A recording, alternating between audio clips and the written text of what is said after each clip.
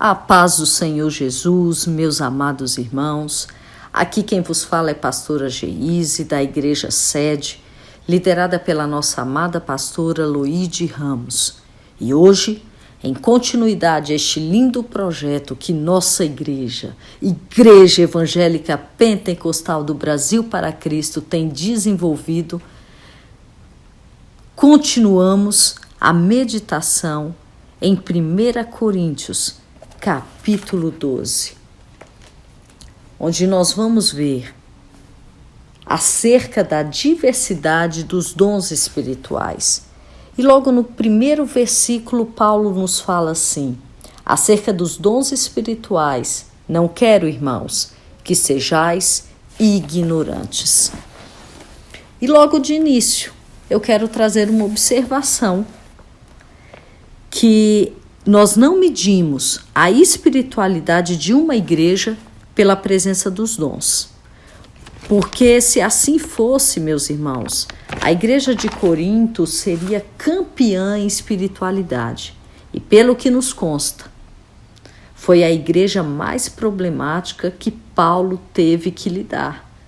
E a igreja de Corinto, ela vivia num clima, no terreno do sobrenatural, mas sendo incapaz de viver o natural com ordem, decência e equilíbrio, pois ela não tinha testemunho, era uma igreja mundana e não vivia à altura dos dons.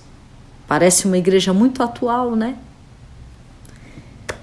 E Paulo nos fala, quando nós analisamos em 1 Coríntios 12, dos versículos 1 ao 13, Paulo vem tratar da questão da unidade. E ele ressalta 4 vínculos maravilhosos da unidade espiritual. Nos versículos de 1 a 3, ele vem trazendo que nós professamos o mesmo Deus. Ele começa trazendo um contraste entre a experiência dos coríntios como idólatras não convertidos e a sua experiência atual como cristãos, porque eles haviam adorado ídolos mortos, mas agora eles pertenciam a um Deus vivo. Os seus ídolos nunca se dirigiam a eles, mas Deus lhes falava por meio do Espírito Santo e até por meio do dom de profecia. E quando eles estavam perdidos, eles eram controlados pelos demônios e guiados pelos caminhos errados.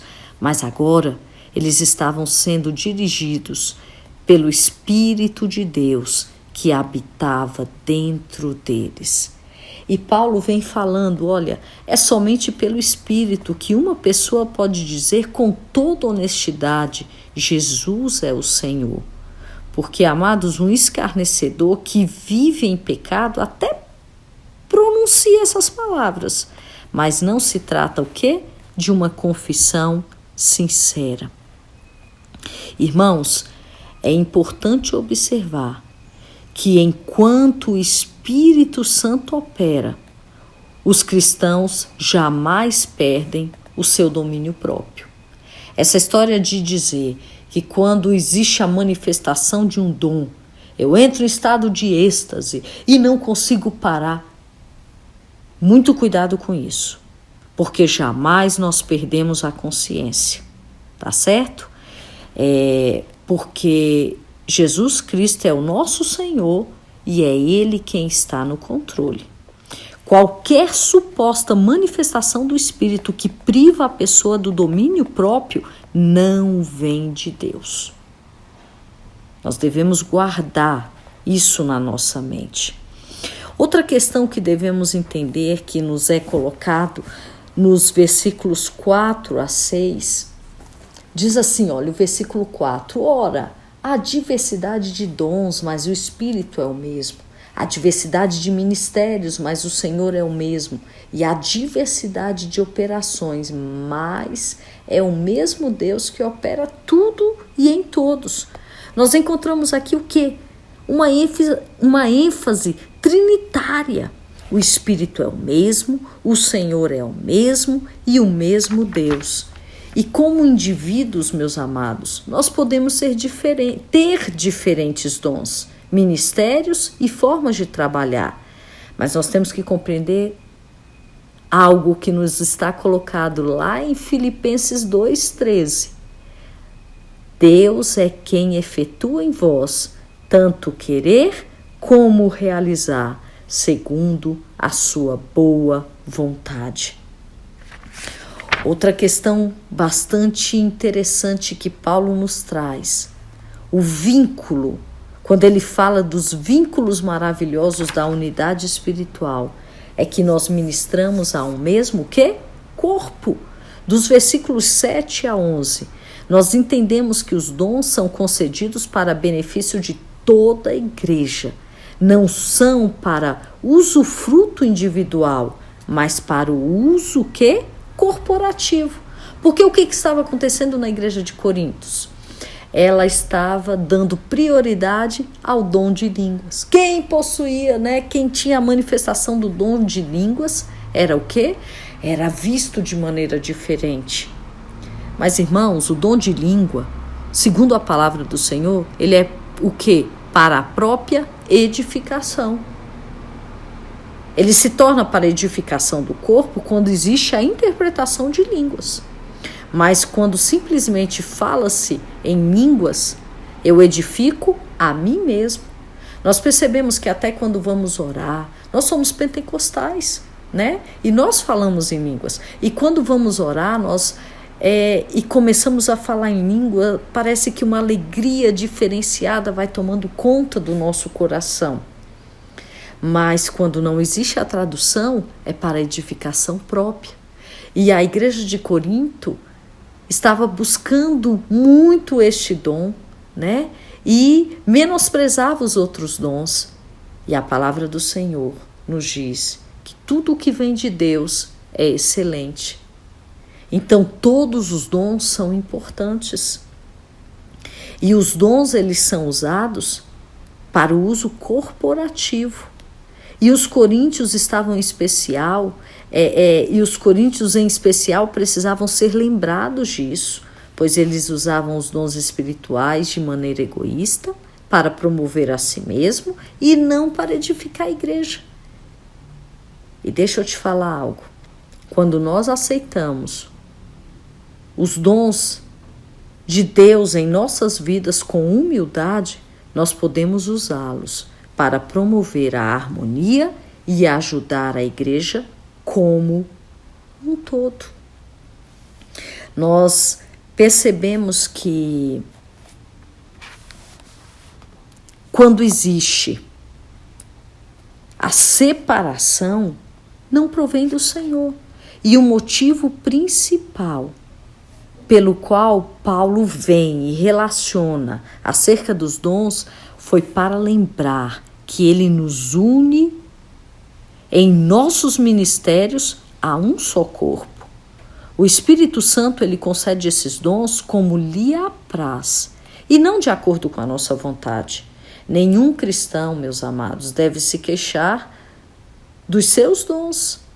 Somos muitos membros de um só corpo e ministramos o quê?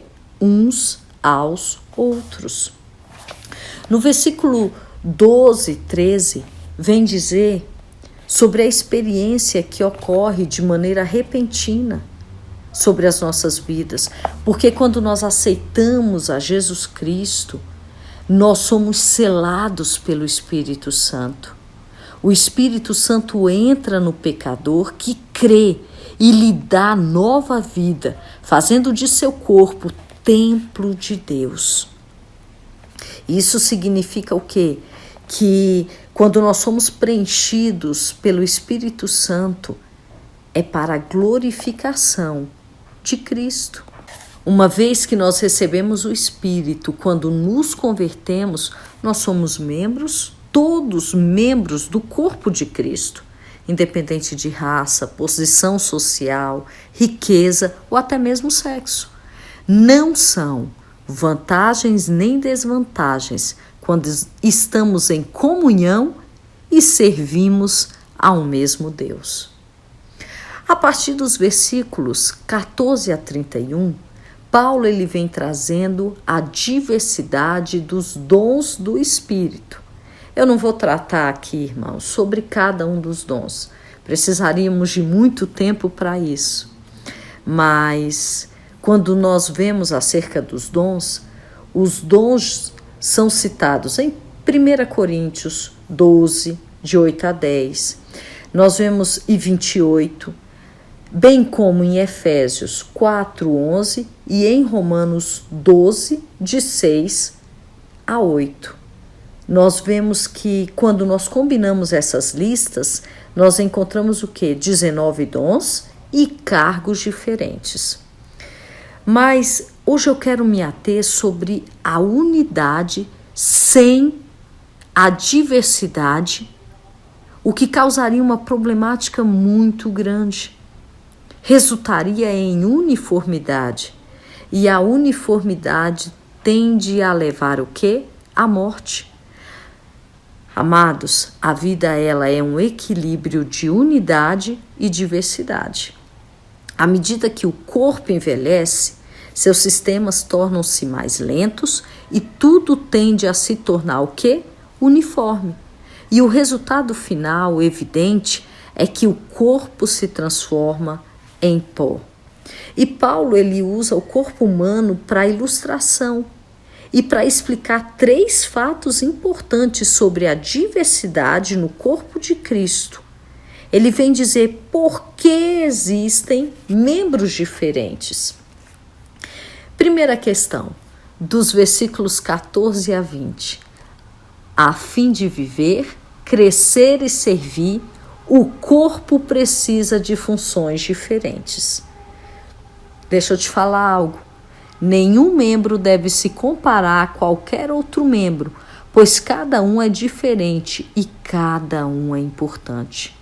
Supondo que seria capaz de aprender a andar com as mãos, mas prefiro usar os meus pés, apesar de não ter aprendido a usá-los a digitar ou a comer. O ouvido pode não ver, o olho pode não ouvir. No entanto, cada órgão exerce o quê? A sua função. Os meus amados irmãos, algum dos meus irmãos, já tentou cheirar com os ouvidos? Não tem como, né? E nós podemos observar, hoje em dia, que algumas pessoas têm tendência de engrandecer os dons sensacionais. Alguns cristãos sentem-se exatamente culpados por possuírem dons que não os colocam em evidência. E esse tipo de atitude, Paulo se opõe e refuta aqui, tá certo? A diversidade, ela não implica em inferioridade e nem também em superioridade. Nós devemos, porque se assim imaginarmos, nós vamos dizer, será que Deus concedeu os dons de maneira errada? Amados, Deus concedeu os dons da maneira correta e para desenvolvimento e crescimento do corpo. E eu não devo me engrandecer e nem me sentir inferior a nenhum outro membro. Pelo contrário, eu tenho que compreender que as diferentes funções, elas são necessárias para o crescimento do reino.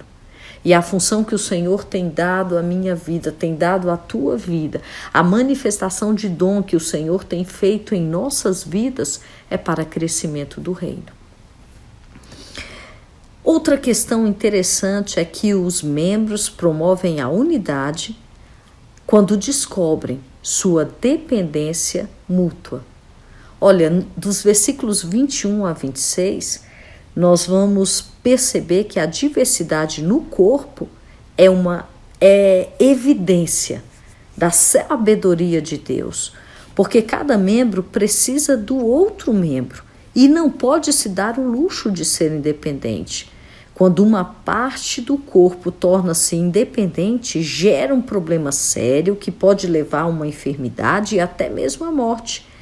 Em um corpo humano saudável, os diversos membros cooperam uns com os outros e até mesmo compensam uns pelos outros quando ocorre uma crise. No instante em que uma parte do corpo diz à outra, eu não preciso de você, começa a enfraquecer e a morrer e cria problemas para o corpo todo. E qual é o desejo de Deus? É que não haja divisão na igreja. Quando os membros competem entre si, a diversidade conduz à separação, mas quando os membros cuidam uns dos outros, ela conduz à unidade. De que maneira os membros cuidam um dos outros? Ao funcionar cada um de acordo com a vontade de Deus e ajudar os outros membros a fazerem o mesmo. Se um membro sofre, afeta todos os outros membros. Se um membro está saudável, ajuda os outros a se fortalecerem. Nós devemos entender que assim como aquele corinho que eu aprendi, eu acredito que os irmãos todos conhecem, aquele que diz assim, eu preciso de você, você precisa de mim, nós precisamos de Cristo até o fim. Amados, é assim que funciona na igreja do Senhor. Eu não posso fazer sozinha, meu irmão não pode fazer sozinho. Nós precisamos estar unidos e trabalharmos em um mesmo propósito, em um mesmo amor, em uma mesma direção. Outra questão bastante interessante, a diversidade dos membros cumpre a vontade de Deus para o corpo. Veja, nos versículos 27 a 31, nós observamos que é Deus quem concede os dons e é quem determina os cargos. A soberania é dele. Ele sabe como fazer, ele sabe como distribuir, ele conhece a necessidade da igreja e ele tem um plano perfeito. E deixa eu lhe falar, não apenas para a igreja como um todo, mas também para cada congregação local.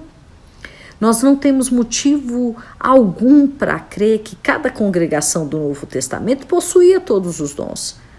Nós vemos que a igreja de Corintos foi uma igreja especialmente abençoada com os dons. No entanto, Deus dá a cada congregação exatamente os dons de que ela precisa e quando precisa. Tá certo?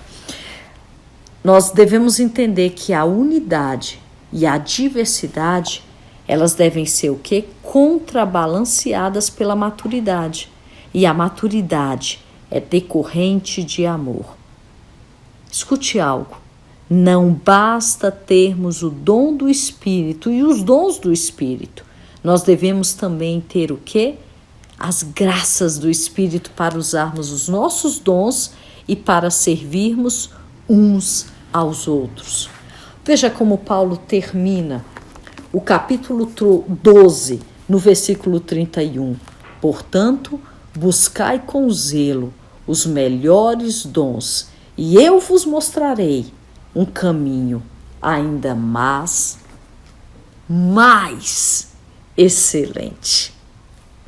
Amanhã, se Deus quiser, continuaremos a leitura bíblica e conhecendo um caminho mais excelente. Que Deus vos abençoe.